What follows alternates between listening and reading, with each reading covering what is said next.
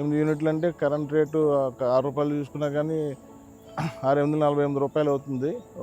ఒక ఎకరం చేయటానికి ఇంచుమించుగా మనకి 3 ఎకరాల దాకా చేస్తుంది ఇది. 3 ఎకరాలంటే ఒక ఎకరానికంటే ఒక 2 యూనిట్లన్నర ఎంత ఖర్చు అవుతుంది. ఒక ₹12 అవుతుంది. బ్యాటరీ డిప్రిసియేషన్ చూసుకున్నా ఏం చూసుకున్నా కానీ కూలోడితో సహా ఒక ₹100-150తో ఫినిష్ అయిపోతుంది ఒక ఎకరం ట్రబుల్ మూవ్ అవుతుంది. తర్వాత ఇదే మిషన్కి స్ప్రేయింగ్ కూడా ఇస్తున్నారు. ట్రాక్టర్కి వేస్తారు కదా హెచ్డిపి పంప్తోని.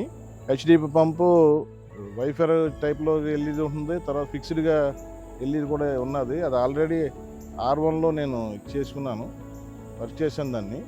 ఇదేమో R5 అనమాట. ఇది లేటెస్ట్గా తయారు చేశారు. ఇది మమ్మల్ని రైతులందరినీ అడ్వైజ్ తీసుకుని మీకు ఏ రకంగా ఉంటే బాగుంటుందో అడిగి అయినా ఆ రకంగా మాడిఫై చేసి తయారు చేసిందండి ఇది. ఇది కంప్లీట్గా ఇప్పుడు ఫుల్ఫిల్గా అన్ని ఫీల్డ్లో ఎక్కడ ప్రాబ్లం లేకుండా బాగానే అన్ని విధాలు సక్సెస్ అయ్యి